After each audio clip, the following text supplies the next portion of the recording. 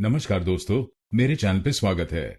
कुछ लोग इंडिया में इस शब्द को गलत बोलते हैं, जैसे अट्रोशियस। तो आइए समझते हैं ये प्रोनाउंसिएशन गलत क्यों है और इसकी सही प्रोनाउंसिएशन क्या है। इसकी सही प्रोनाउंसिएशन है अट्रोशियस। अट्रोशियस। इस शब्द में 3 शब्दांश हैं। पहले शब्दांश को यानी ए को बोलिए अ। दूसरे शब्दांश को यानी TRO को बोलिए ट्रो ट्रो।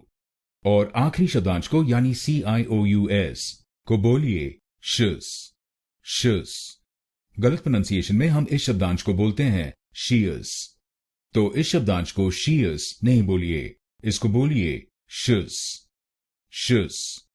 तो बनेगा atrocious atrocious atrocious atrocious atrocious atrocious.